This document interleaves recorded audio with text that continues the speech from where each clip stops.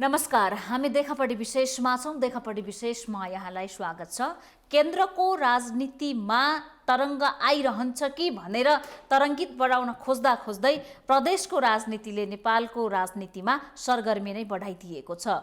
केन्द्र सरकार परिवर्तनको चल्खेल लामो समयदेखि भए पनि सफल हुन सकिराखेको छैन। यस बीचमा प्रदेश सरकार फेरबदल हुने कुरा सुरु भइसकेको छ। यसको सुरुवात भएको छ कर्णाली प्रदेशबाट। नेपालको संविधान, नियम, कानुनका विभिन्न पाटाहरू छन्। त्यसमध्येको एउटा महत्त्वपूर्ण पक्ष भनेको संसदीय प्रणालीभित्र पार्टीले, संसदीय दलले सांसदहरूमाथि संसदमा निर्णयात्मक रूपले मत दिँदाखेरि, मतदान गर्दाखेरि लगाउने व्हिप हो। जुन व्हिप लगाइसकेपछि पार्टीले भनेको पक्ष वा विपक्षमा मतदान गर्नुपर्ने संविधानले भन्छ र विश्वव्यापी रूपमा संसदीय प्रणाली भएका मुलुकमा पनि यो अभ्यास रहेको छ। तर कस्ता कस्ता विषयमा व्हिप लगाउने त भन्ने विषय भने स्पष्ट नभएका कारणले पछिल्लो पटक कर्णाली प्रदेशको सरकारले विश्वासको मत लिइरहँदा नेकपा एमाले माधव समूहका 4 जना सांसदले अर्थात् प्रदेशसभा सदस्यले गरेको मतदान, जुन फ्लोर क्रस गरेर गरेको मतदान, यो नै निकै चर्चामा रहेको विषय छ। यसपछि नेताहरूले यो फ्लोर क्रस गर्ने क्रम अब देशव्यापी रूपमा पनि हुन सक्छ है भनेर राजनीतिक रूपमा चेतावनी दिइराखेको अवस्थामा संसदीय प्रणालीमा व्हिपको आवश्यकता, महत्त्व कति छ र यसको विश्वव्यापी अभ्यास कस्तो छ, हाम्रो कानुनले के भन्छ, व्हिप भनेको के हो, सांसदले मान्ने कि नमान्ने।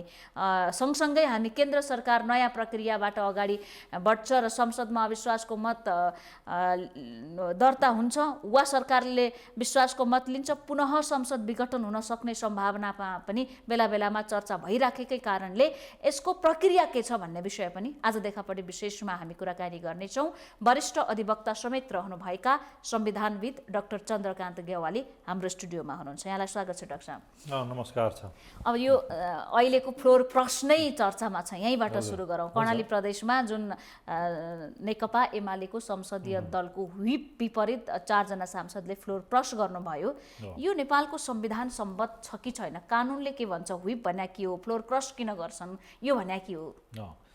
अब प्रश्न चाहिँ लामो गर्नुभयो। अब व्हिप भनेको के हो हैन, संसदीय शासन पद्धति, आम जनतालाई राम्रोसँग बुझाउनु पर्यो भन्ने भावनाले अहिले व्हिप भन्दा बित्तिकै कुनै पनि बहुदलीय प्रतिस्पर्धात्मक राजनीतिक दलहरूलाई जुन संविधानले धेरै मुलुकमा चाहिँ त्यसलाई एक्सेप्ट गरेको हुन्छ, स्वीकार गरेको हुन्छ, त्यो एउटा एज ए ब्रिज भन्छ, पुलको काम गर्छन् दलले चाहिँ।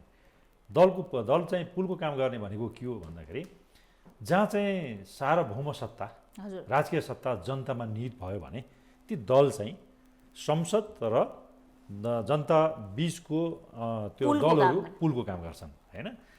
अब संसदीय शासन पद्धति भन्दा बित्तिकै के भयो भन्दाखेरि संसदीय शासन पद्धति खास गरिकन जननी भनेको त हामी बेलायतलाई नै भन्छौँ, त्यो वेस्ट मिनिस्टरियल शासन पद्धति हो हैन। अब त्यो बिस्तारै चाहिँ फेरि सुधार हुँदै गएको छ। अहिले हामी कहाँ चाहिँ संसदीय शासन पद्धतिको सबै कुरा यहाँ मिल्छ भन्ने पनि होइन। यहाँ केवल पहिला चाहिँ 47 सालको संविधानमा संसदीय शासन पद्धति थियो, वेस्ट मिनिस्टर प्रणाली भन्थ्यौँ। तर अहिलेको चाहिँ त्यो अवस्था होइन। अहिले सङ्घीय संसदीय सुधारिएको शासन पद्धति हैन, शासकीय स्वरूप पनि फरक छ, सुधारिएको भनिएको छ हैन। सङ्घीय पनि हो, फेरि संसदीय मात्रै होइन, सङ्घीय भन्दा बित्तिकै सङ्घ भन्दा बित्तिकै एउटा सङ्घमा संसदको हुन्छ हैन, सङ्घीय संसद छ, प्रदेशमा संसद छ, फेरि 1 सदनात्मक छ, सङ्घीयमा 2 सदनात्मक छ र स्थानीयमा पनि स्थानीय सभाहरू पनि छन्। भनेपछि 3 तहका सभा संसदको कुराहरू यहाँ गरिएको छ, हाम्रो संविधानले त्यसरी चिन्दछ। भनेपछि प्रत्येक संसदहरू आफ्नो निर्णय चाहिँ आफै गर्न सक्छन्, कसैको अधीनस्थ होइन। सांसदहरू स्वतन्त्र छन्। अनि संसद पनि व्हिप लागेपछि सांसदहरू स्वतन्त्र नहुने रहेछन् नि। संसद पनि स्वतन्त्र छन्, एक सदनात्मक व्यवस्थापिका केन्द्रको मात्रै होइन हैन। केन्द्रमा 2 सदनात्मक छ, प्रदेशमा 1 सदनात्मक छ, स्थानीयमा सभा छन्। भनेपछि यी सबै कसैको अधीनस्थ होइनन् हैन, कसैको अधीनस्थ होइनन्, स्वतन्त्र छन्, आफ्नो ठाउँमा आफै स्वतन्त्र पनि छन् हैन। अर्को कुरा तपाईँले भनेको व्हिपको कुरा गर्नुभएको छ नि, व्हिप चाहिँ कहाँ लाग्छ भन्ने कुराहरू एउटा कुरा हुनसक्छ, व्हिप कसले जारी गर्छ भन्ने अर्को कुरा हुनसक्छ, व्हिप किन चाहियो भन्ने अर्को कुरा हुनसक्छ। जनताले बुझ्ने भाषामा हेर्नुहुन्छ भने दलीय व्यवस्थामा दललाई नै जनताको सार्वभौम सत्ता प्रयोग गर्ने संसद मार्फत त्यो अन्तिम अस्त्र पनि हो र एउटा हतियार पनि हो होइन। दललाई चाहिँ एउटा अनुशासनमा राख्नको लागि होइन, एउटा उसको चाहिँ जुन मोरालिटी कायम गर्नको लागि या जनताले जुन दललाई चाहिँ विश्वास गरेर उसलाई भोट दिएछन्, मत दिएछन्, त्यसमा इन्ट्याक्ट रहोस् होइन, कुनै पनि चिज उसका जनताको विचार त्यहाँ एक्सर्साइज हुन्छ नि त। त्यसै कारणले त्यो दलीय व्यवस्थामा दल मार्फत संसदमा जनताको राजकीय सत्ता र सार्वभौम सत्ताको अभ्यास हुने भावनाले संसदहरू आफैमा अधीनस्थ होइनन्, सबै स्वतन्त्र छन् भने मैले एउटा जनताले बुझ्ने भाषामा। दोस्रो, संसदभित्र कुनै पनि संसदको अधिवेशन चलेको छ भने त्यहाँ पनि सांसदलाई पनि विशेषाधिकार हुन्छ, सांसदलाई पनि विशेषाधिकार हुन्छ। संसदमा चाहिँ अब संसदमा विशेषाधिकार हुन्छ। तपाईँले भने जस्तो व्हिप तोड्न सक्छ सक्दैन भन्ने एउटा प्रश्न भयो, व्हिप के हो भन्ने पनि प्रश्न आयो।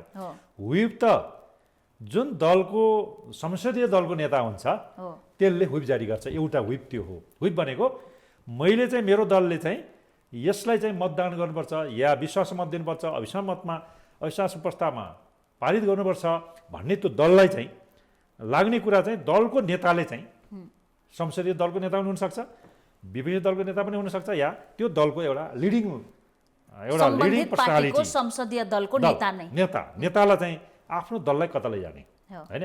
व्हिप जारी गर्ने भनेको उसको इच्छामा, त्यो दलको इच्छामा सबै दलका सदस्यहरूलाई या संसदका सदस्यहरूलाई आफ्नो संसदको दलीय व्यवस्था छ नि त्यसलाई चाहिँ त्यतातिर मोड्नको लागि, त्यतातिर निर्णय गर्नलाई र आफ्नो चाहिँ अनुकूल हुनको लागि होइन। जनताको पक्षमा यो कुरा छ। त्यसै कारणले तिमीले चाहिँ सबै हाम्रो दलको व्यवस्थाभित्रका सबै सदस्यहरू एक ठाउँमा हुनुपर्छ, कसैले पनि फ्लोर क्रस गर्न पाइन्न भनेको मैले जे भनेको छु तिमीले त्यही मान, अर्को चाहिँ पार्टीलाई मत दिन पाउन्नौ तिमीले, या मैले जे भन्छु तिमीले त्यही अनुसार गर भन्ने चाहिँ उसको चाहिँ व्हिप हो। त्यो भन्यो भने व्हिप हुन्छ। व्हिप कसरी हुन्छ भने त्यहाँ एउटा सचेतक पनि हुन्छ, सचेतक संसदीय दलको नेता मार्फत सचेतकले जारी गर्छ होइन।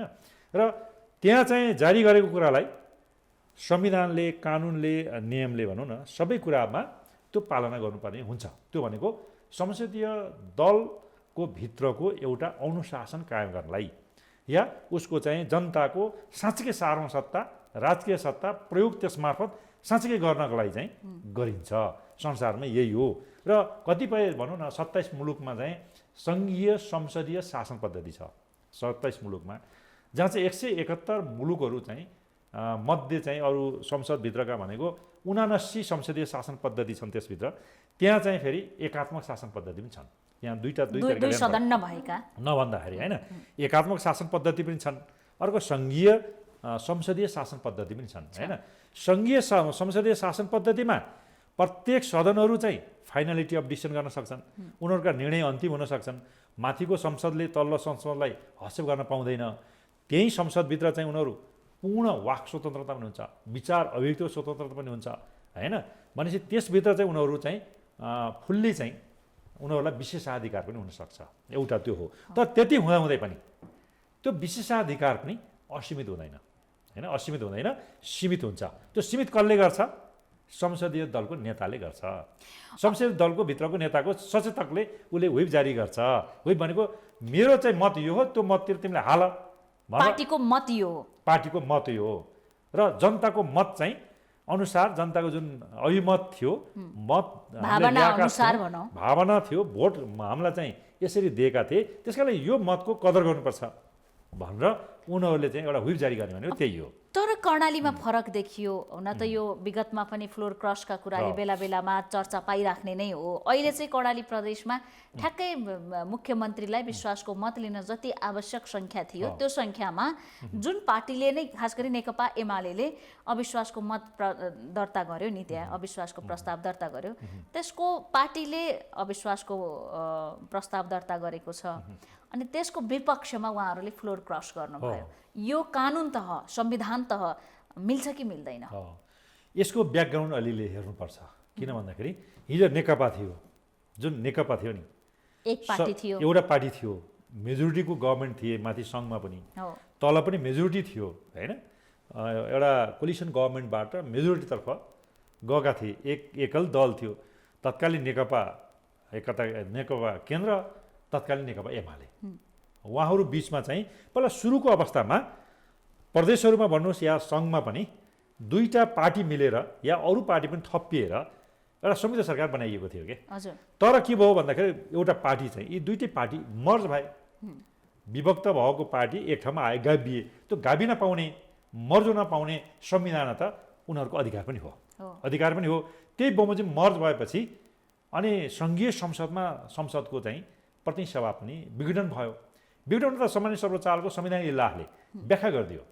अब संयुक्त सरकारबाट सबै सङ्घमा संयुक्त सरकारबाट सरकार गठन भएको थियो, तर त्यो गठन हुँदाहुँदै पनि मर्ज भयो होइन। 65 साल जेठ 3 गते मर्ज भइसके पछाडि यो पार्टी अब दुईटा पार्टी रहेन। 75 साल जेठ 3 गते, मैले 65 साल भने 75 साल जेठ 3 गते यी पार्टी चाहिँ दुईटा पार्टी एउटा भयो। त्यस कारणले यो चाहिँ मेजोरिटीको गभर्मेन्ट हो, अब चाहिँ कोलिसन गभर्मेन्ट होइन भनेर उसले व्याख्या गरिदियो। हेर्नुहोस्, र मेजोरिटीको गभर्मेन्ट चाहिँ संसदीय दलको नेता बन्नुपर्ने भयो र संसदीय दलको नेता बनाएर पनि प्रधानमन्त्री बनेको अवस्था सङ्घमा देखिन्थ्यो। तल पनि मुख्यमन्त्रीहरू पनि बहुमतको त थियो, तर के थियो भने कोलिसन गभर्मेन्ट थिए कतिपय ठाउँमा। कतिपय ठाउँमा चाहिँ त्यो मर्ज भएपछि एकल पार्टीका सरकार बनेर मुख्यमन्त्रीहरू पनि त्यसैको प्रतिनिधित्व गर्नुहुन्थ्यो। भनेपछि अब माथि चाहिँ एकल भइसके पछाडि तल पनि त्यही भयो र सङ्घीय संसदको प्रतिनिधि सभा विघटनपछि सामान्य संवैधानिक इलाहले चाहिँ त्यसलाई व्याख्या गरिदिएर मेजोरिटी गभर्मेन्ट भनिदियो। माथि चाहिँ तल पनि त्यही भएको थियो। पछि चाहिँ दुईजनाको बेन्चबाट सर्वोच्चमा ल तत्कालीन नेकपा जुन थियो चुनाव लड्दाखेरि कोलिसन गभर्मेन्टको दुईटा पार्टी भए पनि पछि चाहिँ मेजोरिटीको गभर्मेन्ट पार्टी मर्ज हुँदाखेरि नेकपा भए पनि आखिर चाहिँ यो पार्टी चाहिँ अब रहेन, तिमीहरू छुट्टा छुट्टी पार्टी भयो, त्यसमा छुट्टा छुट्टी पार्टीको अस्तित्व रह्यो भनिदियो। भनिसक्यो नेकपा खारिज भयो। हेर्नुहोस्, नेकपा खारिज भएपछि अब दुईटा दल भयो, पार्टी चाहिँ दुईटा दलमा विभाजित भयो क्या।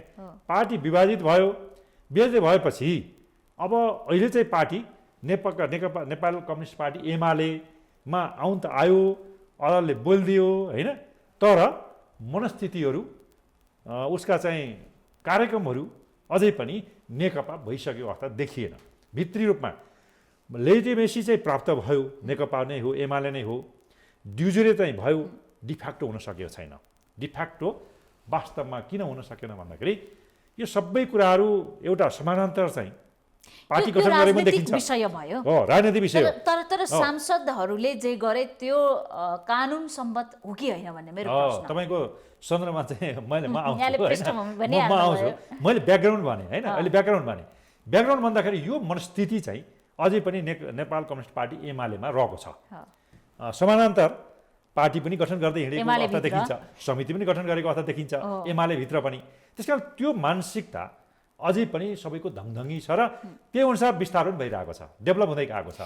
डेभलप भावनाले व्हिप मानेनन् सांसदले भने नमान्नु पर्छ कि पर्दैन? अब नेपाल कम्युनिस्ट पार्टी एमाले संसदीय दलको नेताले कर्णाली प्रदेशमा त्यहाँ व्हिप जारी गर्नुभयो सचेतकले होइन, सचेतक मार्फत व्हिप जारी गरियो भने त्यहाँको कानुन, हाम्रो संविधान, सङ्घीय संसद या संसदीय शासन पद्धति या एकात्मक शासन पद्धति संसारमा जहाँ पनि बहुदलीय प्रतिस्पर्धा भएका मुलुकहरूमा त्यहाँ चाहिँ त्यो दलहरूको संसदीय दलको नेताले व्हिप जारी गर्न सक्छ, सचेतकले व्हिप चाहिँ प्रक्रियामा अगाडि बढाउन सक्छ र त्यो चाहिँ प्रत्येक सदस्यले त्यो व्हिपलाई मान्नुपर्छ। त्यो चाहिँ कानुन, संविधान र संसदीय शासन पद्धति, सङ्घीय शासन पद्धतिका मूल्य मान्यता हुन्। यो कानुन विपरीत भयो, कानुनलाई मात्रै हेर्ने हो भने राजनीतिक रूपमा एउटै पार्टीभित्र समानान्तर पार्टीहरू विभाजन, पार्टीहरू या दुवैले समानान्तर कमिटी गठन भए पनि नेकपा एमालेकै अंश भएर गइराख्नु भएको छ, दाबी त छ नि। समानान्तर हुँदा पनि उसकै इन्टरनल पार्ट हुन्, अहिले पनि पार्टी विभाजन त भएको छैन। यो पार्टी विभाजन भएको अवस्था देखिँदैन। नदेखिन संसदभित्र चाहिँ संसदीय दलको नेताले जे भन्छ त्यो त पालन गर्नुपर्ने संविधान, कानुन, नियम त हो होइन, छ, त्यो मान्नै पर्छ होइन। मानेन भने के हुन्छ भन्ने प्रश्न। अब कारबाही गर्छु भनेर पार्टीका नेताहरूले भनिराख्नु भएको छ, कारबाही सम्भव छ कि छैन? कानुनले कारबाही गर्न मिल्छ? होइन, कानुनले मिल्छ, नमिल्ने होइन होइन, तर कानुनले गरेन भने के भने फेरि फ्लोर क्रस त गर्यो। हो अहिले महेन्द्रबहादुर शाही अब मुख्यमन्त्रीमै रहिरहनु भयो, उहाँले विश्वास मत प्राप्त गर्नुभयो हो होइन। फ्लोर क्रस अहिले चाहिँ भन्ने हो भने डिफ्याक्टो भनौँ न, डिफ्याक्टो लिडर माधव कुमार नेपाल पक्षधर होइन। अहिलेको प्रधानमन्त्री केपी ओलीको इतरका मान्छे भनौँ न, नेकपा एमाले नै भित्रका जो चाहिँ संसदीय दलको नेताले व्हिप जारी गरेको सचेतकले प्रक्रियामा लगेको त्यसलाई चाहिँ नमान्दाखेरि के हुन्छ भन्ने प्रश्न हेर्ने भने डिफ्याक्टो रूपमा उहाँले मान्नु होइन होइन, तर डिजुरे त संविधान कानुन अनुसार मान्नु पर्यो। मान्दाखेरि चाहिँ नमानेर फ्लोर क्रस भएपछि महेन्द्रबहादुर शाहीले विश्वास मत प्राप्त गर्नुभयो। प्राप्त गरिसकेपछि अब उहाँलाई के कारवाही हुन्छ भन्दाखेरि अब पहिलो त जुन पार्टी हो नि त्यो पार्टीको केन्द्रीय समिति या उसले चाहिँ एउटा उसलाई नोटिसमा लिन पर्यो होइन, या त्यो समितिले संसदीय दलले केन्द्रीय कमिटी भन्नुहोस् या त्यहीँको संसदीय दलको नेता संसदीय दलले नोटिसमा लिन पर्यो। अधिकार त संसदीय दलको नेतामा निहित रहेछ, सांसदलाई कारबाही गर्ने कि नगर्ने भन्ने कारबाही गर्ने नगर्ने संसदको भित्रको जुन प्रदेश संसदको छ नि, प्रदेश संसदको संसदीय दललाई प्रदेश सभा सदस्यबाट खारेज हुन सक्छ सदस्यता, त्यो सदस्यलाई चाहिँ खारेज गर्नलाई चाहिँ संसदीय दलले निर्णय गर्नु पर्यो। पहिलो निर्णय गर्नु पर्यो, फ्लोर क्रस भयो, हाम्रो चाहिँ जुन मत थियो, हाम्रो निर्णय थियो, त्यो निर्णयलाई चाहिँ फ्लोर क्रस गर्यो, यसको विमति मानिलिउँ सदस्यता संसदीय दलको सदस्यता खारेज भयो भने सरकारले पुनः विश्वासको मत लिनुपर्छ होइन। यस्तो छ, अब पहिलो संसदीय दलले निर्णय गरेर 4 जनालाई हामी कारवाही गर्छौँ भनेर कारवाही गर्ने निर्णय गर्यो र कुनै पनि भविष्यमा पनि यस्तो हुन सक्छ। कानुनी रूपले जान्नका लागि संसदको सदस्य जसले सरकारलाई समर्थन गर्नुभयो, सरकारलाई विश्वासको मत दिलाउनु भयो, अब त्यति धेरै मतान्तर त छैन त्यहाँ होइन, ठिक्क पुग्ने मात्रै मत प्राप्त गर्नुभएको छ। संसदीय दलले सदस्यता खारेज गरिदियो भने सरकारले पुनः विश्वासको मत लिनुपर्छ कि पर्दैन? अब यस्तो हुन्छ, अहिले चाहिँ तपाईँले भनेको एकदमै यो चाहिँ जिनुन प्रश्न छ होइन।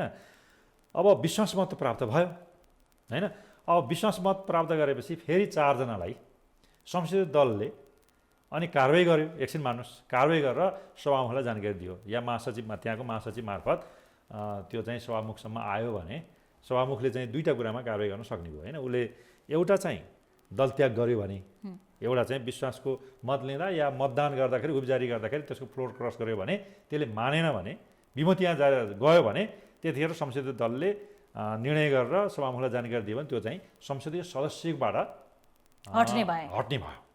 हटिसके पछाडि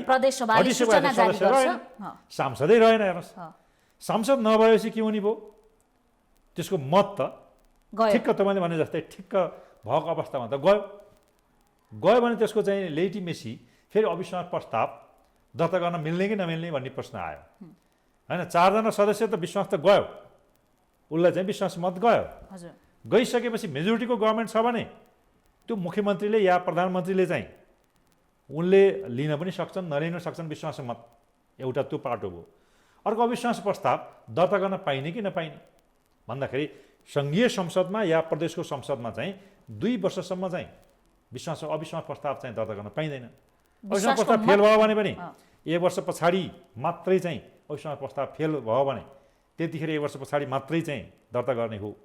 अहिले विश्वास मत त भर्खर लिएको छ नि, 1 वर्ष प्रदेश सरकार ढुक्क छ किनभने 1 वर्षसम्म त अविश्वास प्रस्ताव फेरि विश्वास मत लिइसकेपछि अविश्वास मत कसरी हुन सक्छ र होइन, कानुनले यो भन्छ। केन्द्रमा पनि ठिक यही प्रक्रिया भएका कारणले गर्दाखेरि माओवादीले समर्थन फिर्ता लिन नसक्ने, प्रधानमन्त्रीले बाइ चान्स विश्वासको मत जुटाउन सक्नु भयो भने 1 वर्ष त फेरि अविश्वासको मत दर्ता गर्न पाइएन, 1 वर्ष त ओली नै प्रधानमन्त्री हुनुहुन्छ भन्ने डरले नै फिर्ता नलिएको होला त, कानुनले यो भन्छ हैन। अब केन्द्रको कुरा गर्नु तपाईले हैन, केन्द्रको कुरामा हेर्ने भने अहिले चाहिँ मैले 2टा फैसलालाई अहिले पनि इङ्गित गरेँ। 2टा फैसलाको पढ्नु हो भने या जनताले पढे भने पृष्ठभूमि मैले भनिसकेँ। त्यसले चाहिँ के भन्छ भन्दाखेरि मेजोरिटीको गभर्मेन्ट हो भन्ने पहिलो फैसलाले भन्यो। दोस्रो फैसलाले तिमी त पार्टी नै रहेनौ, मेजोरिटीको जुन गभर्मेन्टको दल थियो नेकपा भन्ने दल, त्यो दल नै रहेन। दल नरहेपछि त पहिलाका पार्टीहरू 2टा एक ठाउँमा रहे, पार्टी विभाजन भयो। विभाजन भएपछि यो सरकार के भयो, अब 2टा पार्टीको विश्वासको मत लिनै पर्ने भयो।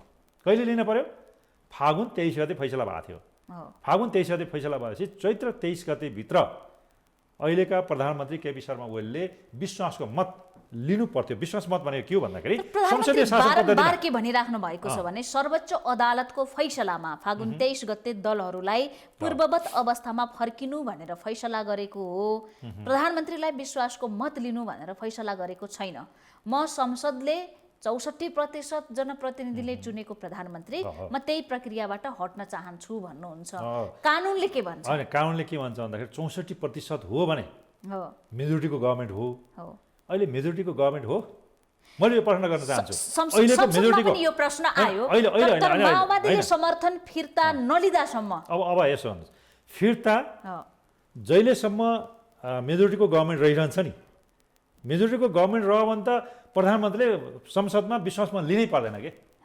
विश्वास मतले उहाँलाई लिन पनि सक्नुहुन्छ, लिन पनि नसक्नुहुन्छ भनौँ न।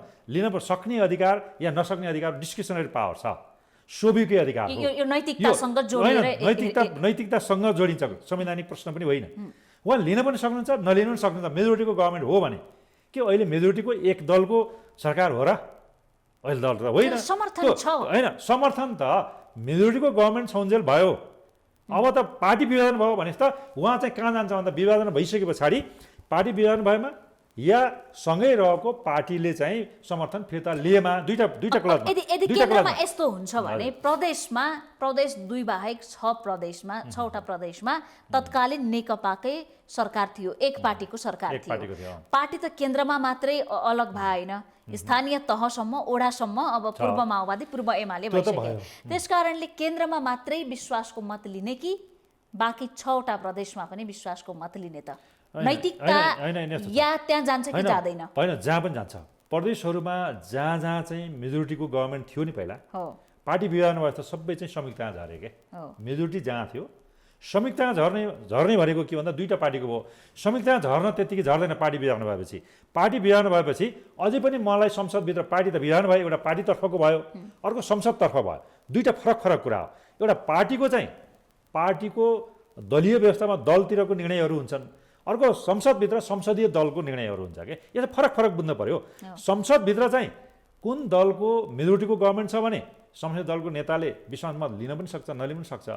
तर पार्टी विभाजन भएर छुट्टै अलग अलग पार्टी भयो भने त्यतिखेर संयुक्त सरकार एकैचोटि हुँदैन, अटोमेटिकल्ली संयुक्त सरकार झर्दैन। त्यो कहाँ जान्छ भन्दा मेजोरिटी गभर्नमेन्ट डिफिट भयो भने, फेल भयो भने, उसले मलाई चाहिँ मेजोरिटी गभर्नमेन्टको थियो तर पार्टी विभाजन भयो, तर मैले विश्वास मतले पनि मेजोरिटी नै चलाउँछु भने मैले चाहिँ मेरो अधिकार हो, मलाई चाहिँ विश्वास मत देऊ भनेर पार्टी विभाजन भयो भने पहिलो चाहिँ प्राइमा फेसी रूपमा प्रधानमन्त्री या मुख्य मन्त्रीले चाहिँ विश्वास मत लिनुपर्छ। यदि प्रधानमन्त्रीले मात्रै हैन विश्वासको मत यदि प्रधानमन्त्रीले लिनुपर्छ भन्ने हो भने मुख्यमन्त्रीले लिनुपर्छ।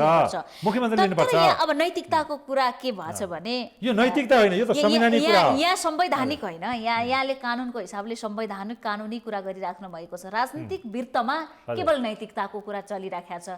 उहाँहरूले के भन्नुहुन्छ भने नैतिकताको आधारमा प्रधानमन्त्रीले राजीनामा दिनुपर्छ या बस विश्वासको मत लिनुपर्छ भनेर भनिराख्दाखेरि प्रदेशमा त्यही पार्टीका यो भन्ने पार्टीका नेताहरू मुख्यमन्त्री हुनुहुन्छ, अनि त्यहाँ भन्न मिल्छ कि मिल्दैन? त्यहाँ भन्नुपर्ने हो कि नपर्ने हो? त्यहाँ पनि पर्छ। यहाँ प्रधानमन्त्री मात्रै होइन, यदि चाहिँ जहाँ चाहिँ 7वटा प्रदेशहरूमा मेजोरिटीको गभर्नमेन्ट पहिला नेकपा एमाले र नेकपा माओवादी बीचमा मर्ज हुँदाखेरि एउटा मेजोरिटीको गभर्नमेन्ट एउटा दल भएर बहुमतको सरकार बनेका छन् र जहाँ चाहिँ फेरि दल विभाजित भयो भने उहाँ पनि अब चाहिँ के पर्यो तत्कालीन नेकपाको थियो, समर्थन फिर्ता लिइसक्यो, ऊ आफ्नै हिसाबले छ, ऊ स्वतन्त्र नै छ। अहिले यो नेकपाको पूर्ववत अवस्थामा फर्किने निर्णयले उसलाई फरक परेन। बाँकी 6 जना मुख्यमन्त्रीले विश्वासको मत मेजोरिटीको दलबाट उहाँहरू चाहिँ पार्टी विभाजन भइसके पछाडि सबैले विश्वास मत लिनुपर्छ। कसैले चाहिँ विश्वास मत लिने, कसैको विश्वास मत नलिने भन्ने होइन। त्यो यदि विश्वास मत लिएन भने के हुन्छ, केयरटेकर गभर्नमेन्ट जान्छ। केयरटेकर गभर्नमेन्ट जाने केन्द्रमा हेर्नुहुन्छ भने 77-3 एउटा चाहिँ के हुन्छ भने एउटा गभर्नमेन्टबाट अर्को गभर्नमेन्टमा जाँदाखेरि केयरटेकर जान्छ, केयरटेकरबाट काम चलाउ जान्छ, काम चलाउबाट फेरि अर्को सरकार हुन्छ, फेरि त्यो अर्को सरकार डिफिट भयो भने फेरि अर्को सरकार जाँदाखेरि केयरटेकर हुन्छ, केयरटेकरबाट फेरि काम चलाउबाट फेरि अर्को सरकार बनाउनुपर्छ भने वेटिङ लिस्टमा प्रधानमन्त्री रहन्छन्। भने त्यतिखेर यदि पार्टी विभाजन भयो भने विश्वास मत लियो भने त्यो केयरटेकर गभर्नमेन्टतर्फ जाँदैन। विश्वास मत लिएन भने त्यो 30 दिन पछाडि जस्तो 30 दिन भनेको त it is mandatory, it is not a directory, गर्नै पर्छ, संवैधानिक बाध्यता हो हैन। यहाँको अनुसार चैत 22 पछि प्रधानमन्त्री काम चलाउ सरकारको चैत रूपमा 23 गतेपछि चैत 23 गते फागुन 23 पछाडि देखि अहिलेको सरकार धारा 77 3 बमोजिमको काम चालु सरकार हो। कानुनको त्यसैले उहाँले व्याख्या गर्ने शैली रहेछ। संसदभित्र जुहारी के चलिराखेको छ भने एक थरी सांसदले काम चलाउ सरकार भन्नुहुन्छ, सरकारका पक्षधर सरकारको पार्टीका सांसदहरूले हामी बहुमतको सरकार छौँ, काम चलाउ होइनौँ भनेर भनिराख्नु भएको छ। जनताले कसरी बुझ्ने? होइन, जनताले के बुझ्नु पर्यो भन्दाखेरि जनता सार्वभौम सत्ता भनेको जनताको इन्टेन्ट, जनताको मनसाय, जनताको इच्छा, जनताको विल पावर, जनताको शक्ति सबै चाहिँ दलीय व्यवस्था मार्फत संसदमा एक्सर्साइज गर्ने हो नि त, अभ्यास गर्ने हो नि। जनताले के बुझ्नु पर्यो भन्दाखेरि मैले पठाएको दलहरूले संविधान अनुसार चल्छन्, संविधानवाद अनुसार हिँड्छन्, संविधानलाई चाहिँ कमा पनि चाहिँ उहाँहरूले चाहिँ व्यवस्था गर्नुहुन्न भन्ने चाहिँ बुझ्छन्। जनताले बुझ्ने त्यही हो। तर उहाँहरूले गर्दैन भने पेरियोडिकल इलेक्सन हुन्छ। जस्तो चाहिँ ओबामाले एउटा ओथ लिँदाखेरि, आफ्नो राष्ट्रपतिको ओथ लिँदाखेरि, अमेरिकी राष्ट्रपतिले होइन ओथ लिँदाखेरि के भयो भन्दाखेरि ओथ लिनुभयो, लिँदै जाँदाखेरि त्यो सिक्वेन्सियल अर्डर चाहिँ कमा पनि उहाँले चाहिँ बिर्सनु भएछ क्या। त्यो ओथ लिँदाखेरि कमा पनि भएन, सिक्वेन्सियल अर्डर पनि भएन। त्यो अनुसार ल यो अनुसार भयो भने त म त के छ भने संविधानप्रतिको बेइमानी हुन्छ या जनताप्रतिको सार्वभौम सत्ताप्रतिको उपहास हुन्छ र मैले देश र जनताप्रति चाहिँ विधिको शासनमा हिँडाउन सक्दिनँ। त्यही कारण मैले दोस्रो पटक शपथ लिन्छु भनेर दोस्रो पटक शपथ लिनु भएको छ भने विधिको शासन त्यति ठुलो त्यो मान्नेहरूका लागि भयो। मान्ने कुरा होइन, यो त लोकतन्त्र हो नि। नेपालमा के होइन, मान्ने होइन, देखिन्छ? संविधानमा लेखेर हुन्छ भन्ने हो भने त लेखेको हुन्छ। मेरो निर्णय नै सर्वसर्वा हो भन्ने हो त निर्णय कस्ता हो? लोकतन्त्रले चिन्दैन, हेर्नुहोस्, सार्वभौम सत्ता जनताले चिन्दैनन्, संविधानवादले चिन्दैन। त्यसो हो भने अब मान्नेहरूका लागि भन्ने होइन, मान्नै पर्छ। किन रिटर्न कन्डिसन लेखियो? अमेरिकाको 1803 मा मार्वरी वर्सेस मेडिसिनको मुद्दाले के व्याख्या गर्यो? तिमीहरूले संविधान नलेख्दाखेरि चाहिँ तिमीहरूले जे भने नि हुन्थ्यो, राजनीति सहमति गरे पनि हुन्थ्यो। हामी कहाँ 63 सालमा राजनीति सहमति थियो नि त, होइन? राजनीति सहमति गरे पनि हुन्थ्यो। संक्रमणकालीन अब त तिमीहरूले त संविधान लेख्यो, संविधान लेखेपछि त संविधानको कमा पनि जनताको चाहिँ इच्छा हो, जनताको इच्छा शक्ति हो। त्यसैले हामीले पालना गर्नुपर्छ। लागि भन्ने मेरो प्रश्न के थियो भने सबैले रिटर्न कन्डिसन संविधान मान्नु पर्छ। सबैका लागि सबैले मान्नुपर्छ। संविधान माथि कुनै पनि छैन, एकजना व्यक्ति पनि हुनुहुन्न संविधान माथि। तर नेपालमा के देखिँदैछ भने भन्दाखेरि यसो भनिएको छ, लेख्दाखेरि संविधान सबैका लागि हो, सबैले मान्नुपर्छ, संविधानमाथि कोही छैन भनेर भनिएको छ। तर काम गर्दाखेरि हेर्ने हो भने आफै समर्थन फिर्ता नलिने, आफै विश्वासको मत नलिने, आफै फ्लोर क्रस गर्ने, आफै हुइप जारी गर्ने, आफै जनताका लागि पुल ल्याउँछु, बिजुली ल्याउँछु, विधायकको काम त नि कानुन बनाउने काम हो नि। जहाँ लाग्यो, जहाँ मन लाग्यो त्यही, जस्तो मन लाग्यो त्यस्तै भाषण देखाएको छ, कहीँ केही भनिदिएको छ, कहीँ केही भनिदिएको छ। यो त सबै दलहरूले ढाँटिराखेका छन् नि जनतालाई। अनि केही भन्दाखेरि संविधान आफू अनुकूल हुँदाखेरि संविधानको व्याख्या गरेको छ, प्रतिकूल हुँदाखेरि संविधानलाई नटेर्ने देखिँदैछ। अनि हाम्रो लोकतन्त्र, हाम्रो संविधान हामी सबैभन्दा माथि छ भनेर भन्न सक्छौँ हामी? होइन, छैन। मैले त संविधानको कार्यान्वयन चाहिँ अक्षरशः पालनै भएन। संविधान अक्षरशः पालना मात्र होइन, सङ्घीय संसदको जुन मर्यादा हुन्छ नि, विधिको शासनमा अडिग रहने, संसारभरको 27 मुलुकको सङ्घीय संसदको मैले अध्ययन गरेको छु, हरेक मुलुकले चाहिँ पालना गर्छन् क्या। त्यो भनेको जनताको इच्छा हो भनेर पालना गरेका हुन्छन्, होइन? त्यस कारणले एकात्मक शासन पद्धतिमा नि त्यो चाहिँ पालना भएकै हुन्छ, तर बढी मात्रामा सङ्घीय संसदमा हुन्छ, सङ्घीय शासनमा हुन्छ। त्यसै कारण सङ्घीय शासन भनिएको हो। सङ्घीय शासन भनेको शासनै त्यो हो नि त, शासन विधिको शासनै सबभन्दा महत्त्वपूर्ण हो। म त्यो नै तपाईँले भन्नु त्यो नै मानिराखेका छैनौँ, त्यो मानेका छैनौँ भने अनि हामी लोकतन्त्र संसदीय अभ्यासमा छौँ, संघीयतामा छौँ भनेर भन्न मिल्छ त? मिल्दैन, पटक्कै मिल्दैन। जहाँ चाहिँ विधिको शासन भएन, सङ्घीय शासनमा चाहिँ त्यसलाई परिपालना गरिएन भने फेरि हिजोकै निरङ्कुश शासनतर्फ हामी उन्मुख भयौँ भन्ने हुन्छ। र यहाँ संविधानविद पनि भएका कारणले संविधान लेख्ने क्रमदेखि नै सुरु गरौँ। जनताले जनप्रतिनिधिद्वारा लेखेको संविधान प्राप्त गर्छौँ भनेर दुई पटक विश्वमा नहुने घटना नेपालमा भयो। 2 पटक संविधान सभाको निर्वाचन भयो। तर संविधान जारी हुने बेलामा केही दलका नेताहरूको व्हिपमा हामीले हुन त 16 बुँदे सहमति भन्छौँ, तर त्यो 16 बुँदे सहमतिभित्र जनताको मर्म, भावना, धर्मनिरपेक्षताका विषय, हिन्दू राष्ट्रको विषय, संघीयतामा जाने विषय कति छलफलमा भयो भन्ने कुरा जनता त्यहीँदेखि ढाँटिँदै आएका छन्।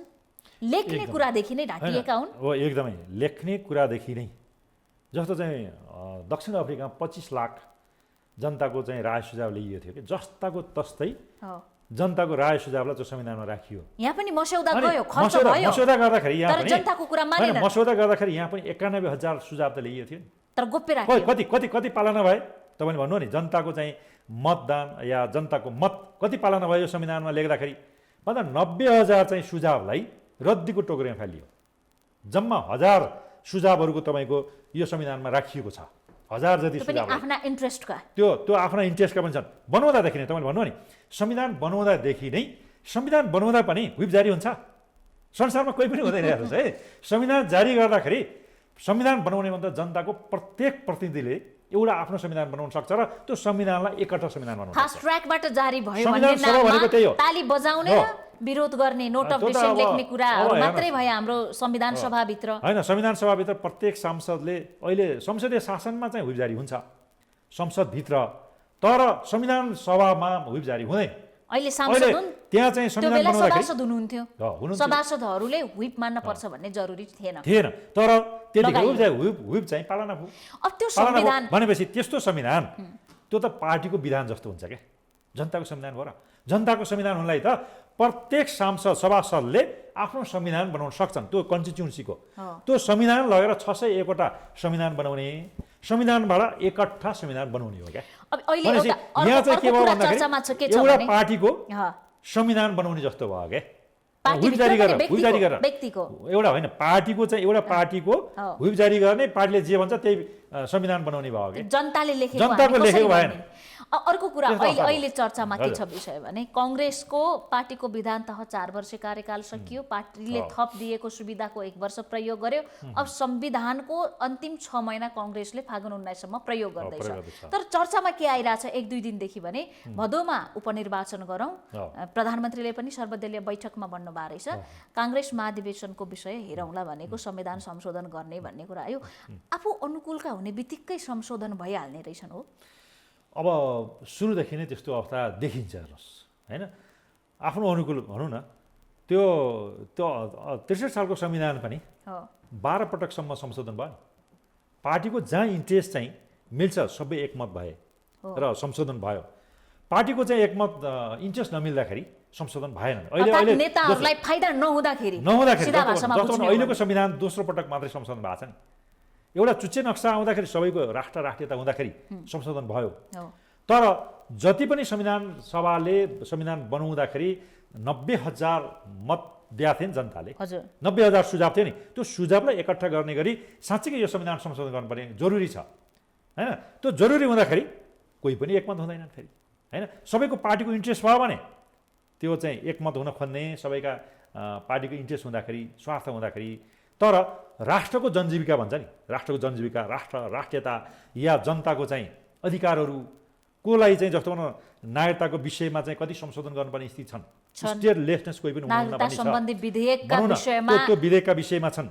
संसदभित्र पनि धेरै कुरा चाहिँ संशोधन गर्नुपर्ने अवस्था देखिन्छ। जस्तो न्यायालय चाहिँ अहिले एकात्मक जस्तो देखिन्छ। अब अरू चाहिँ सङ्घीय छ। स्थानीय तह भन्नुहुन्छ भने स्थानीय तहमा न चेक एन्ड ब्यालेन्स छ, न अपोजिसन लिडर छ। एउटा चाहिँ उपाध्यक्ष भन्नुहुन्छ भने उपाध्यक्ष पनि छ, उसको चाहिँ न्याय समितिको अध्यक्ष पनि छ, उपसभामुख छ। छैन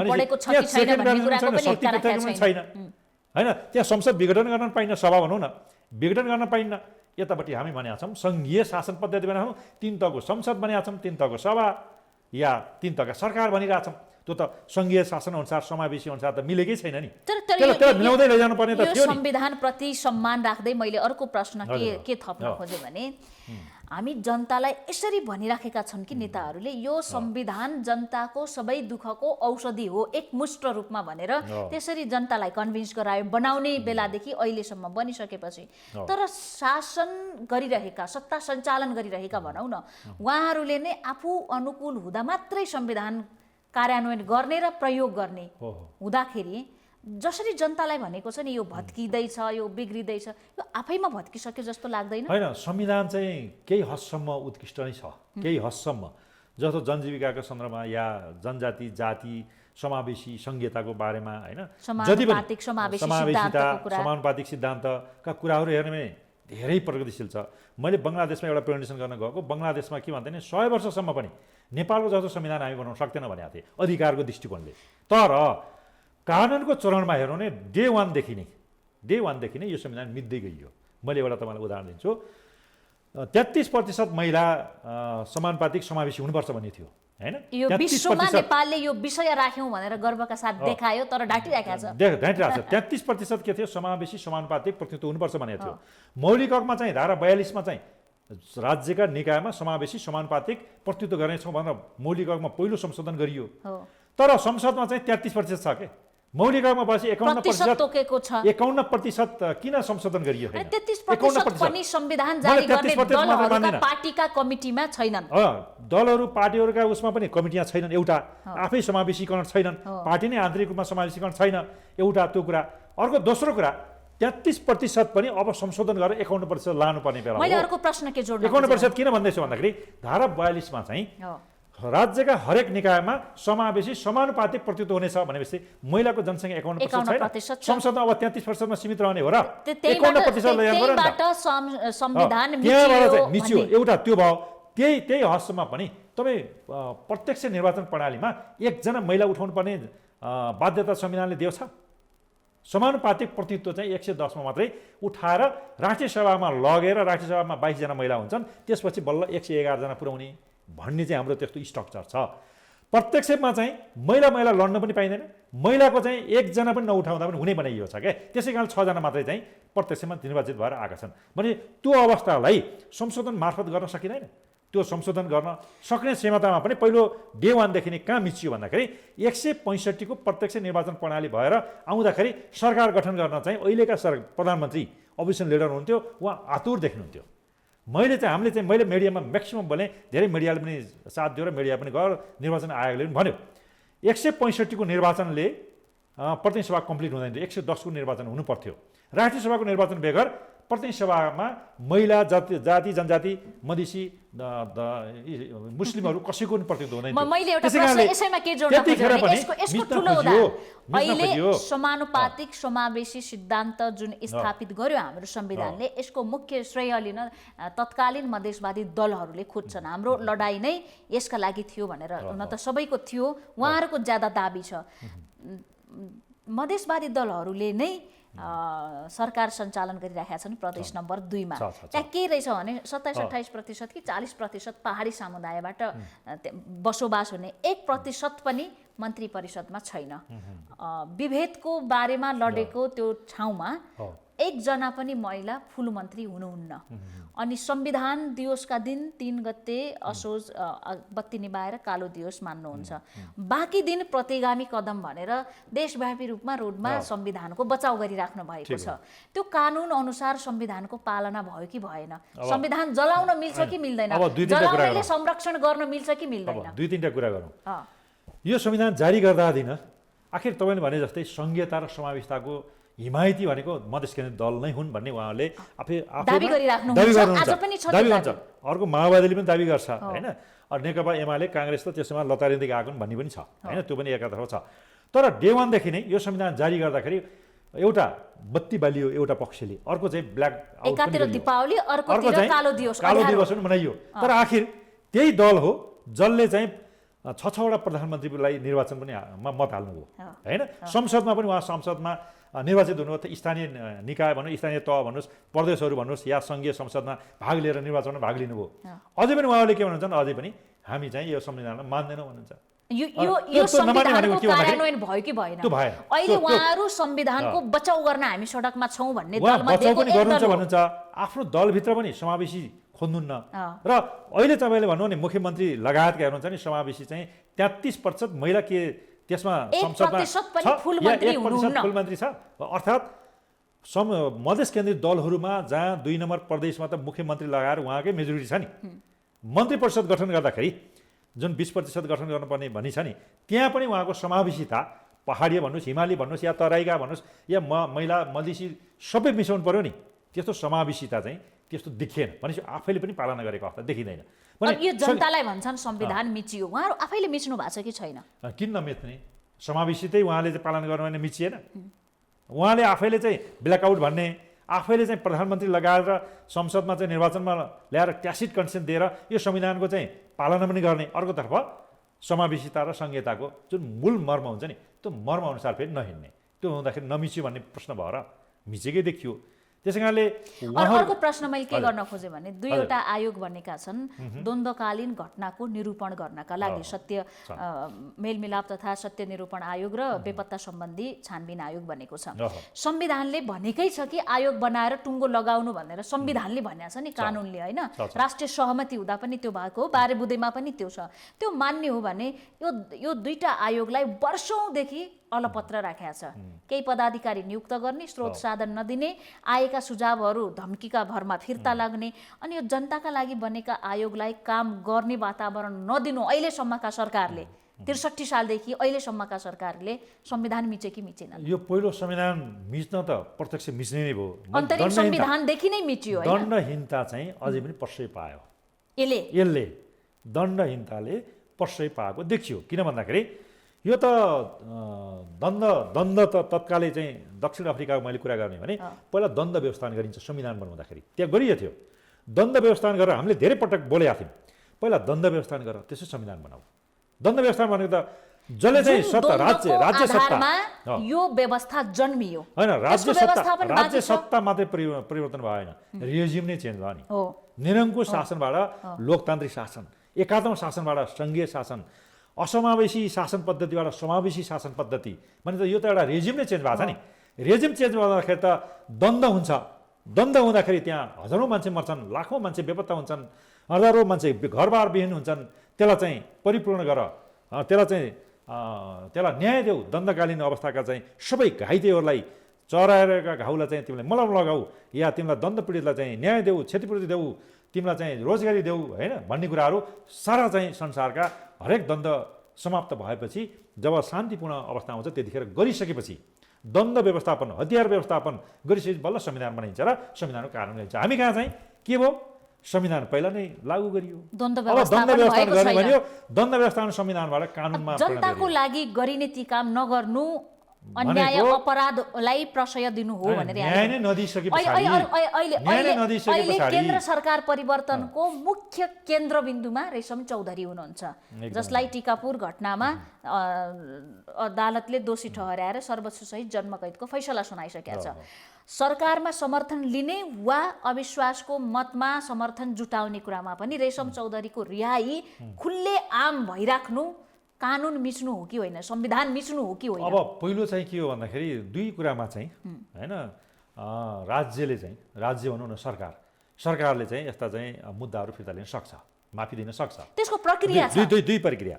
एउटा साँच्चीकै राजनीतिक हो, रेजिम चेन्ज भयो, त्यो चाहिँ घटनाले आवश्यकता थियो, रिहा गर्नुपर्छ भन्ने त्यो राजनीतिक कुरा थियो। राजनीतिक रूपमा हजारौँ मान्छे मारिया छ नि, जस्तो चाहिँ हिटलरले पनि मान्छे त लाखौँ मार्यो नि होइन, धेरै चाहिँ दक्षिण अफ्रिका कति मरे, श्रीलङ्का मरे, श्रीलङ्का 65,000 मान्छे मरेनन् र मारिए नि होइन, नेपालमा पनि 17,000 मान्छे मारियो नि त।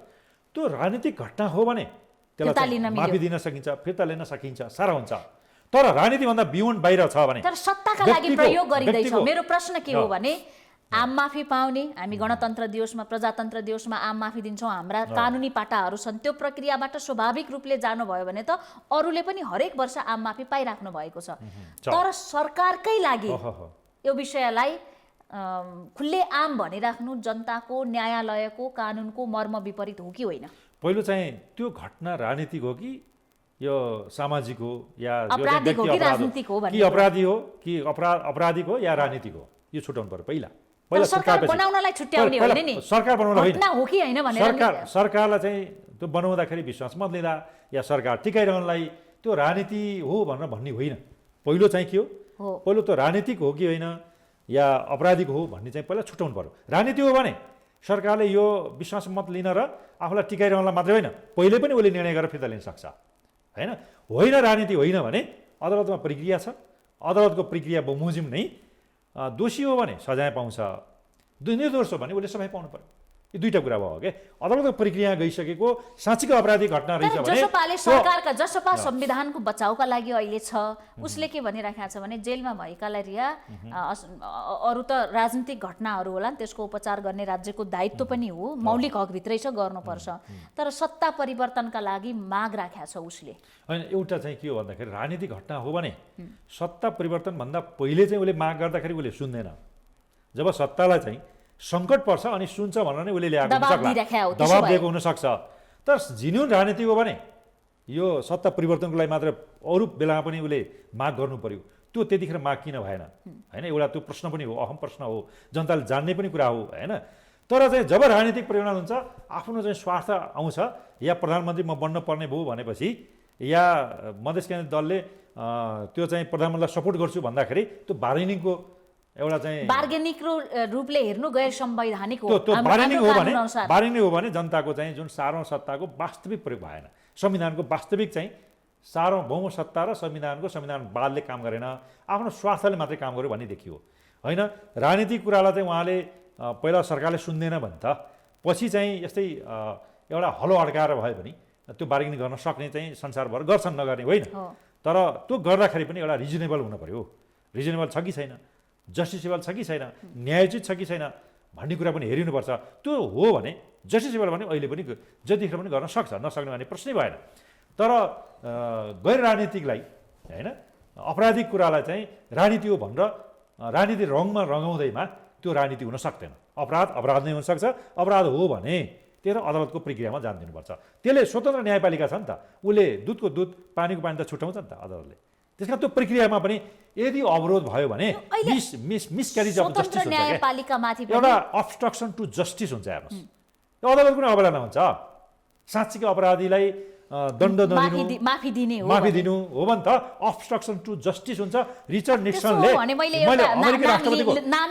बालकृष्ण ढुङ्गेल वर्षौंदेखि सजाय सुनिसके पनि उहाँले जुन सजाय सुनेको हो जुन सजाय अदालतले दिएको हो त्यो कानुन भोग्नु भएन होइन अब बालकृष्ण ढुङ्गेल जस्तो धेरै छन् होइन मैले एउटा चर्चित धेरै एउटा तपाईँले पात्र एउटा भन्नुभयो होइन त्यो त धेरै छन् नेपालमा चाहिँ अब अदालतले जुन फैसला गर्छ राजनीति भनेर फैसला गर्यो भने त उसले राजनीति भन्नु हो नि होइन अपराधिक हो भनेर नै उसले फैसला गर्छ भने त अदालतको फैसला त कानुन गर्नुपर्ने हुन्छ भएन अब भएन भने के हुन्छ भन्दाखेरि त्यस्ता घटनामा कानुन नमान्नेहरूको संरक्षण गर्ने दलहरूले संविधान मिचेको मानिन्छ कि मानिँदैन त्यो त प्रत्यक्ष देखिन्छ अनि प्रत्यक्ष देखिन्छ अदालतलाई जहिले नि पालना गर्नुपर्छ अदालत भनेको त स्वतन्त्र न्यायपालिका हो नि त स्वतन्त्र न्यायपालिका कसले ग्यारेन्टी गर्छ राज्यले गर्छ राज्यले ग्यारेन्टी गर्नुपर्छ भनेर अन्तर्राष्ट्रिय लेभलमै संयुक्त राष्ट्रसङ्घले चाहिँ एउटा चाहिँ इन्डिपेन्डेन्ट शब्द जुडिसियरीको एउटा कन्भेन्सन पारित गरेको छ 1985मा हेर्नुहोस्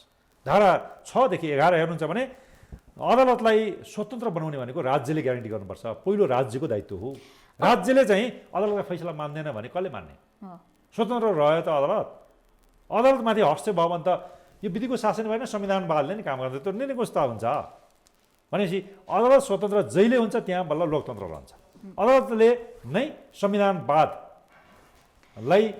अदालतलाई के अरे सरकारलाई चाहिँ हिँडाउने हो यहाँ त अहिले के भयो भन्दाखेरि राजनीति चाहिँ संविधानवादको चाहिँ अगाडि हिँड्यो संविधानवादले राजनीतिलाई डोराएन के राजनीतिले संविधानवादलाई हाल्यो जस्तो मन लाग्यो त्यस्तो प्रयोग गर्यो त्यस्तो व्याख्या गरेर आफू अनुकूलको चाहिँ छडी निकाल्दै मैले अब अन्त्यमा छौँ यहाँ वरिष्ठ अधिवक्ता हुनुहुन्छ के जोड्न खोज्यो भने हामी कानुनकै कुरा गरिराखेका कारणले जसरी संविधानका धारा हेरिँदैछन् सरकार बनाउन र परिवर्तन गर्नका लागि त्यतिकै महत्त्वपूर्ण मौलिक हक अन्तर्गत राखिएका धाराहरू पनि होलान् ती धारा त कार्यान्वयन भएका छैनन् त्यसको कार्यान्वयन नहुनु संविधानको कार्यान्वयन नहुनु हो कि होइन अब यस्तो छ मौलिक हक 31वटा छन् यो धेरै राखियो वास्तवमा हुन त हामीले 100वटा मौलिक हक जति जाने थियो ल्याएर राखियो राम्रो बनाउनलाई अब मौलिक हक अन्य राष्ट्रमा के हुन्छ भन्दाखेरि सरकारले जति गर्न सक्छन् जति कानुन गर्न सक्छ नि त्यति मात्र मौलिक हकको रूपमा राखिन्छ कानुन गर्न नसक्ने अधिकारलाई हामी डायरेक्टिभ प्रिन्सिपलमा राख्छौँ त्यो पनि भएन भने कानुनमा राख्छौँ त्यो पनि भएन उसका नीतिमा राख्ने चलन हुन्छ होइन तर हामी कहाँ के भन्दा हरेक कुरा कानुनमा राख्ने नियममा राख्ने पनि मौलिकमा राखियो अनि सरकारले व्यवस्थापनै गर्न सक्दैन अब सबै मान्छेहरू एसएलसी पास गरेर रोजगारी दिन सक्छु भनेर उसले राखेर रोजगारी दिन सक्छ दिइराखेको छ। आज गल्फ कन्ट्रीमा लाखौँ मान्छेहरू गइरहेछन् अनि रोजगारीको हक कार्यान्वयन नभएको नेताहरूले त्यहाँ पल्टाउनु पर्थ्यो कि पर्दैन थियो? अब त्यस्तो अवस्थामा भनौँ न, दलितहरूको संविधान सबै आवास दिने, जग्गा दिने भनिएको छ। दलितलाई आवास र जग्गा दिएको अवस्था देखिन्छ। त्यो पुर्याउन सक्छ। जति जस्तो तपाईँ विचार अभिव्यक्तिको स्वतन्त्रतामा चाहिँ असीमित तरिकाले चाहिँ व्यक्तिले बोल्यो भने उसलाई कारवाही गर्नुपर्छ नि, होइन? त्यो कारवाही गर्ने संविधान कानुनै बनाएको छैन। अहिले भनौँ न 31वटा मौलिक हक लागू गर्नलाई बल्ल 16वटा कानुन बनाइयो छ। 16वटा कानुन छन्, 31वटा मौलिक हक लागू हुन्छ त अहिले? अनि कसरी हुन्छ भनौँ न? बल्ल 16वटामा पनि प्रदेशको हक अधिकार पनि हुन्छ क्या, स्थानीय तहको पनि मौलिक हकहरू हुन्छ। तर प्रदेश र स्थानीय तहको त मौलिक हक चाहिँ तिनीहरूले दिनै सक्दैन। नसक्ने गरी सङ्घले मात्रै 16वटा कानुन बनायो। त्यो ढाँट्नु अनि जनता, त्यो त सङ्घीयता पनि कानुन भएन के। सङ्घीय शासनमा तिनटै तहका सरकारको, प्रत्येकको सरकारको मौलिक हकहरू हुन्छन्। अब यति कुरा छलफल गरिसकेपछि यहाँ संविधान उल्लङ्घन नगर्ने दल छ कोही? म आजको दिनसम्म कुनै पनि दलले संविधान उल्लङ्घन गरेको मैले छैन भनेर भन्छ भने त्यो साँच्चीकै, होइन, साँच्चीकै दलीय व्यवस्थालाई, साँच्चीकै संविधानवादलाई, होइन, सीमित सरकारलाई मानेको हो, त्यो लोकतन्त्रको बाटोमा हिँडिरहेछ भनेर हामीले भन्न सक्छौँ। तर आजको दिनसम्म मैले 5वटा राष्ट्रिय दल छन्, होइन, अन्य चाहिँ साना दलहरू पनि छन् जो राष्ट्रिय मान्यता प्राप्त छैनन्, ती दलले थ्रेसहोल्डका छन्। ती दलले भन्नुहुन्छ भने हामीले अहिले फुलमाला लगाएर हिँड्दा हुन्छ। साँच्चीकै राजनीतिक संस्कार तिनीहरूले सिकेका रहेछन्। साँच्चीकै चाहिँ यो देशको चाहिँ राजनीतिक दल हुन्, जनताले त्यसलाई विश्वास गर्नुपर्छ भनेर अर्को पटक मेजोरिटी गभर्मेन्ट बनाइदिए हुन्छ। तर अहिलेसम्म त्यो नभेटियो हुनाले मैले पालना गरेँ, संविधानवादमा हिँडेँ भन्ने त त्यो त एउटा मृगमरीचिका मात्रै भयो। सरकारमा रहेकादेखि सांसद र प्रतिपक्षदेखि साना दलसम्म आफू अनुकूल मात्रै संविधानलाई मानिराखेका छन्। एकदम यस्तो छ, आफू प्रतिकूल भयो भने, प्रतिकूल हुँदाखेरि संविधानको धारा पढ्ने हेर्नुहोस्, होइन, अनुकूल बनाउन, होइन, अनि अनुकूल भयो भने पालना गर्ने, प्रतिकूल भयो भने त्यसलाई चाहिँ पालनै नगर्ने। यी दलहरूले संविधान बचाउन अनि त्यसपछि के भन्दा प्रतिकूल भयो भने अर्थ राख्छ। एबीसीडी जुनसुकै दल होस्, आजको कुरा होइन, संविधान नमान्ने दलहरूले संविधान बचाउन सङ्कटमा छ भनेर सडकमा गइराख्नु, जनतालाई हिडुल समेत गर्न नदिनु नैतिकताले दिन्छ? अब नैतिकता त यहाँ त कुनै संवैधानिक नैतिकतै रहेन भने नैतिकता मात्रै प्रश्न जोड्नु हो भने त झन् नैतिकता त के रहेर, झन् कानुनै हुन सकेन। संविधानमा लेखेको संविधानको पालना गरेर तिम्रो नैतिकता हो, संवैधानिक नैतिकता हो। कन्स्टिट्युसनल मोरालिटी भन्दा त पालना हुन्न।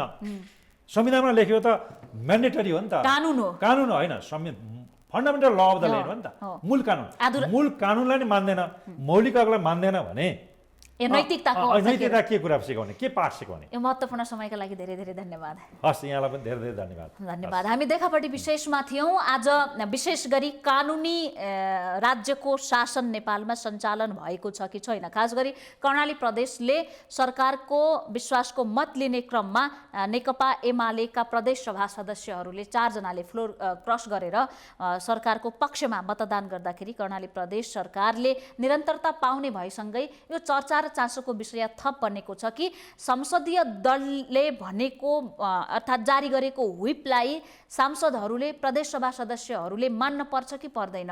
यो संविधानले, कानुनले के भन्छ र यसमा कारबाही हुन सक्छ कि सक्दैन? अर्थात् जनप्रतिनिधिहरू संसदभित्र, प्रदेशसभाभित्र कति स्वतन्त्र छन् आफ्नो मतदान गर्नका लागि र उनीहरूले स्वविवेक प्रयोग गर्नका लागि भन्ने विषयमा पनि हामीले देखापट्टि विशेषमा कुराकानी गऱ्यौँ। केही घटनाक्रमलाई नै जोडेर दलहरूले कति संविधान मानिराखेका छन् त? जुन दलहरूले संविधान लेखे, जारी गरे, अहिले कार्यान्वयन गराइराख्नु भएको छ, उहाँहरूले के संविधान पालना गरिराख्नु भएको छ त भन्ने विषयमा पनि वरिष्ठ अधिवक्ता समेत रहनुभएका संविधानविद डाक्टर चन्द्रकान्त गेवालीसँग आज देखापट्टि विशेषमा कुराकानी गऱ्यौँ। उहाँसँगै देखापट्टि विशेषबाट आज हामी सबै बिदा चाहन्छौँ। भोलि नयाँ पात्रका साथ उपस्थित हुनेछौँ।